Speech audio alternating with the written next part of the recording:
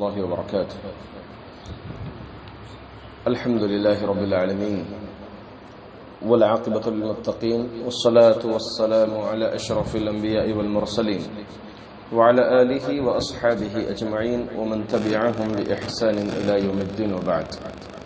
عن أبي هريرة رضي الله عنه قال قال رسول الله صلى الله عليه وسلم إن الله طيب لا يقبل إلا طيبا وإن الله أمر المؤمنين بما أمر به المرسلين فقال يا أيها الرسل كلوا من الطيبات واعملوا صالحا وقال يا أيها الذين آمنوا كلوا من طيبات ما رزقناكم ثم ذكر رجل يطيل السفر أشعث أغبر يمد يديه إلى السماء يا ربي يا ربي ومطعمه حرام ومشربه حرام وملبسه حرام وغذي بالحرام فأنا يستجاب لذلك رواه مسلم.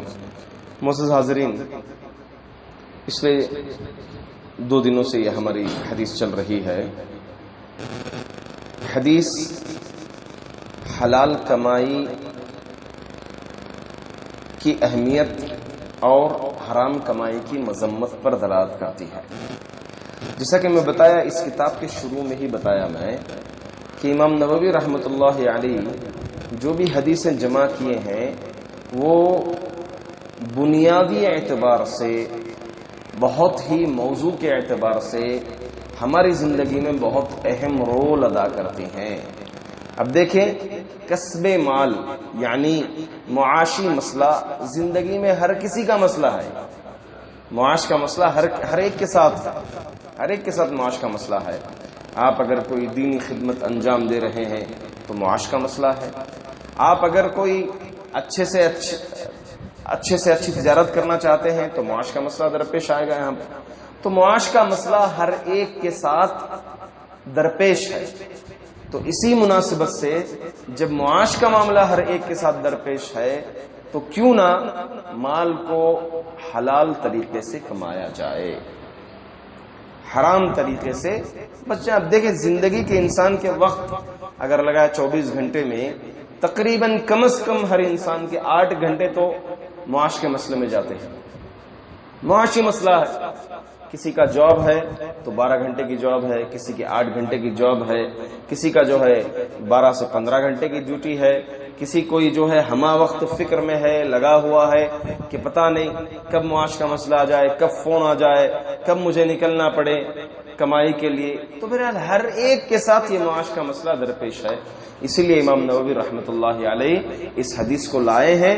تو اس اعتبار سے اہم موضوع اور مواضع میں، پورے ابواب میں بڑا اہم رول ادا کرتی ہے یہ حدیث. اسی لیے امام نووی رحمۃ اللہ علیہ ذکر کیا ہے. میں پہلے درس میں بتایا تھا کہ انبیاء اکرام انبیاء علیہ الصلوۃ والسلام جو ہے معاش کے مسئلے میں، کسب معاش کے سلسلے میں کوششیں کرتے تھے، محنتیں کرتے تھے. انبیاء کی میں نے مثالیں دی آپ کے سامنے. اسی طرح سے صحابہ میں حضرت ابو بکر اور حضرت عمر رضی اللہ تعالیٰ عنہ کی میں نے آپ کے سامنے مثالیں دی تھی کہ کسب معاش کے سلسلے میں کتنا کوشش کرتے تھے اور کتنی جد و جہد کرتے تھے. یہ چیز بھی میں نے بتائی تھی. اسی طرح سے دیگر صحابہ اور سلف صالحین کی اگر ہم زندگی کو دیکھیں گے تو معاش کے مسئلے میں وہ لوگ بھی کوشاں رہتے تھے. آپ دیکھیں، حضرت علی رضی اللہ تعالیٰ عنہ خود آپ کا مسئلہ آیا ولیمہ کروانے کا، ولیمے کا مسئلہ آیا تو آپ اذخر گھاس کو جمع کر کے، اکٹھا کر کے سونار کے پاس لائے، پھر اس کے پاس سے کچھ قیمت لیے، اس کو آپ نے جمع کیا، جمع کر کے آپ نے اسی رقم سے اپنا ولیمہ کروایا. خود عثمان بن عفان رضی اللہ تعالیٰ عنہ دیکھ لیں، آپ بڑے تاجر تھے اور ان کے صدقات خیرات کے بارے میں تو مثالیں ہیں بے شمار کہ حضرت عثمان بن عفان رضی اللہ تعالیٰ عنہ اللہ کے راستے میں کس طرح خرچ کرتے تھے اور کتنے نامور تاجر تھے. خود عبد الرحمن بن عوف رضی اللہ تعالیٰ عنہ جب اللہ کے رسول صلی اللہ علیہ وسلم اہل مکہ اور اہل مدینہ یعنی انصار و مہاجرین کے درمیان جب اخوت کروائی تو عبد الرحمن بن عوف رضی اللہ تعالیٰ عنہ نے کہا، ایسے وقت میں جب انصار آگے بڑھے تو کہا کہ مجھے آپ کی ضرورت نہیں، اس کی ضرورت نہیں ہے مجھے اخوت کی، بھلا مجھے آپ بتائیے کہ بازار کدھر ہے، بازار کے راستے کی رہنمائی کیجیے. تو حضرت عبد الرحمن بن عوف رضی اللہ تعالیٰ عنہ خود کچھ مال لے کر کے آئے، اسی میں آپ نے باقاعدہ طور پر تجارت کی اور ایک کامیاب تاجر نکلے عبد الرحمن بن عوف رضی اللہ تعالیٰ عنہ۔ تو یہ صحابہ اکرام رضوان اللہ علیہم اجمعین تھے جو قصب معاش کے سلسلے میں کوشاں رہتے تھے اور محنتیں پڑھتے تھے۔ حضرت ابو ہریرہ رضی اللہ تعالیٰ عنہ اس کی ایک مثال دیتے ہیں۔ جب حضرت ابو ہریرہ رضی اللہ تعالیٰ عنہ سے کہا گیا کہ ابو ہریرہ رضی اللہ تعالیٰ عنہ سن 8 ہجری کے شروعات میں اسلام قبول کیے۔ کب اسلام قبول کیے؟ سن 8 ہجری۔ جنگ خیبر ختم ہو گئی تھی، اس کی واپسی کے وقت جو ہے آپ نے اسلام قبول کیا، مشرف با اسلام ہوا۔ سب سے زیادہ حدیثیں بیان کرنے والے بھی کون ہیں؟ ابو ہریرہ رضی اللہ تعالیٰ۔ اب لوگوں میں باتیں پھیلی، لوگ کہنا شروع کیے، کلام کرنا شروع کیے، ارے اللہ کے رسول صلی اللہ علیہ وسلم کی زندگی میں کتنے سال رہے؟ 8 ہجری میں اسلام قبول کیے تو اللہ کے رسول صلی اللہ علیہ وسلم کی زندگی میں دور نبوت میں کتنے سال رہے مسلمان ہو کر کے؟ 3 سال، 8 9 10، تو 10 ہجری میں اللہ کے رسول صلی اللہ علیہ وسلم کی وفات ہوئی تھی، تو 3 سال اس طرح حضرت ابو رضی اللہ تعالیٰ عنہ رہے، جبکہ ابو بکر، عمر، عثمان، علی اور دیگر صحابہ اکرام جو مکے میں اسلام قبول کیے، شروع میں اسلام قبول کیے، پہلے مسلمانوں میں سے وہ لوگ کئی صحابہ ایسے تھے جو 23 سال کے 23 سال بھی دور نبوت گزاری، اور کئی صحابہ ایسے تھے جو 20 سال 19 سال 18 سال دور نبوت گزاری۔ تو ان سے حدیثیں اتنی مروی نہیں ہیں جتنے ابو ہریرہ رضی اللہ تعالیٰ عنہ سے مروی ہیں، جو کہ صرف 3 سال کے اندر آپ نے کثرت الروات میں پہلے نمبر پر آتے ہیں۔ کون؟ حضرت ابو ہریرہ رضی اللہ تعالیٰ۔ تو یہ جب گفتگو ہوئی تو ابو ہریرہ رضی اللہ تعالیٰ عنہ فرماتے ہیں کہ انصاری بھائی کان یشغلہم کہ انہیں ان کی کھیتی باڑیوں نے، یعنی ان کی زراعت نے انہیں مصروف کر رکھا تھا، مشغول کر رکھا۔ وَإِنَّ مِنْ إِخْوَانِ الْمُهَاجِرِينَ كَانَ يُشْغِلُهُمُ الْعَمَلُ فِي الْأَسْوَاقِ، اور انصاری بھائیوں کو بازار میں تجارتوں نے مصروف کر رکھی تھی۔ اب رہا میں جو ہے اللہ کے رسول صلی اللہ علیہ وسلم کا دامن ہمیشہ تھاما رہتا تھا، جب وہ لوگ غائب ہوتے تو میں حاضری دیتا تھا اللہ کے رسول صلی اللہ علیہ وسلم کی محفل میں، جس کی وجہ سے میں آج اتنی حدیثیں بیان کر رہا ہوں۔ پھر وہ ایک آیت پڑھتے ہیں، وہ یہ کہتے ہیں جو علم کو چھپانے کے سلسلے میں وعید ہے قرآن کریم کی آیت، اس کو اس آیت کو تلاوت کرتے ہوئے فرماتے ہیں کہ اگر یہ آیت نازل نہ ہوتی، اگر یہ آیت نازل نہ ہوتی تو میں ایک حدیث بھی بیان نہیں کرتا۔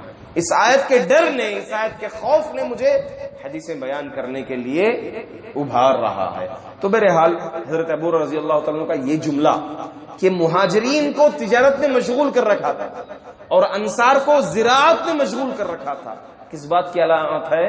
کہ صحابہ اکرام حلال کمائی کے سلسلے میں کوشاں رہتے تھے، محنتیں کرتے تھے۔ امام احمد بن حنبل رحمت اللہ علیہ کے پاس ایک مسئلہ لایا گیا کہ آپ کیا کہتے ہیں اس آدمی کے بارے میں جو محنت کیے بغیر، مشقت کیے بغیر، کوئی کوشش کیے بغیر اللہ پر بھروسہ کرتے ہوئے بیٹھ جائے؟ ہاں، اس سلسلے میں کیا کہیں گے؟ کہا کہ وہ جاہل مطلق ہے۔ وہ کیا ہے؟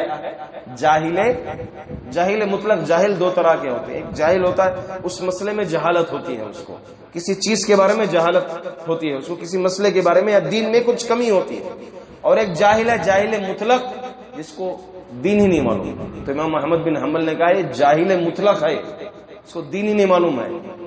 ہاں، تو کوشش جب تک نہیں کریں گے، محنت جب تک نہیں کریں گے تو بھلا کہاں سے رزق آئے گا؟ اللہ رب العزت بھی یہی فرمائے وَابْتَغُوا مِن فَضْلِ اللَّهِ، اللہ کا فضل تم تلاش کرو، کوشش کرو۔ جب کوشش کرو گے تو اللہ کا فضل ملے گا، اللہ کا فضل جو ہے پائیں گے، بنا کوشش کے اللہ کا فضل نہیں۔ کہ ہمارے سلف صالحین کتنے علماء اکرام بڑے بڑے دینی خدمات پر فائز تھے، بخاری شریف، مسلم شریف کے دروس دیتے تھے، مگر اپنے مفت میں خدمت کرتے تھے، دینی خدمت۔ آپ پہلے آج کی طرح جیسے باقاعدہ طور پر امام کے لیے جس طرح موظف دیا ہوتا ہے، مؤذن کے لیے جس طرح مقرر ہوتا ہے، اساتذہ کے لیے جس طرح، ویسے کچھ طے نہیں تھا پہلے۔ پہلے ایسا معاملہ نہیں تھا، کوئی بھی جو ہے امامت کر دیتے تھے. اور آج بھی ہندوستان کے مقامات پر، ہندوستان میں کئی مقامات پر ایسا معاملہ ہے کہ مساجد میں کوئی بھی آئے نماز پڑھا لیے، کوئی بھی آئے اذان دے دیے، کوئی مقرر طے نہیں ہوتا کہ یہ امام ہے، کوئی یہ مؤذن ہے، اس کو باقاعدہ طور پر تنخواہ دی جائے. یہ معاملہ پہلے کی طرح نہیں تھا. تو لہٰذا بڑے بڑے دینی خدمت انجام دیتے تھے اور ساتھ ساتھ میں اپنی روزی روٹی کے لیے کچھوں نے جو ہے چپل اور جوتے سلے، چھوٹی چھوٹی خدمت کچھوں نے جو ہے کولی کا کام کیے، اسٹیشن سے ساز و سامان لے کر جا کے ان کے گھروں تک یا ان کے مقامات تک پہنچاتے تھے. علماء کرام، کبار علماء کرام گزرے ہوئے، کئی علماء کرام نے واچ مین کی ڈیوٹی کی ہے. باقاعدہ طور پر بازاروں میں جو ہے واچ مین کی ڈیوٹی نگرانی کے طور پر نگران رہ کر کے بڑے بڑے کبار علماء کرام آج کتابوں میں آپ ان کو پائیں گے، ان کی کتابیں بڑی بڑی کتابیں آپ پائیں گے. تو بہرحال ہمیشہ ہم تمام کو حلال روزی کے متلاشی ہونا چاہیے، حلال روزی کے سلسلے میں کوشش کرنا چاہیے. بیکار فضول وقت ضائع کرتے ہوئے ہمیں گھروں میں بیٹھے رہنا نہیں چاہیے. ذمہ داری ہے، پہلے خود اپنی ذمہ داری ہے، پھر والدین کی ذمہ داری ہوتی ہے، بہنوں کی ذمہ داری ہوتی ہے، بچوں کی ذمہ داری ہوتی ہے، بیویوں کی ذمہ داری ہوتی ہے. ان ذمہ داریوں کو الرجال قوامون علی النساء، جس طرح اللہ رب العزت قوام ہے، مرد احباب عورتوں پر قوام ہیں، تو لہٰذا اس ذمہ داری کو سمجھتے ہوئے کوشش کرنا چاہیے. چھوٹی ہی صحیح ایک انسان کو اس سلسلے میں کوشش کرنا چاہیے. اللہ تعالیٰ سے دعا ہے کہ اللہ تعالیٰ ہم تمام کو حلال روزی کے سلسلے میں کوشاں رہنے کی توفیق عطا فرمائے. آمین. وآخر دعوانا ان الحمد للہ رب العالمین. السلام علیکم و رحمۃ اللہ.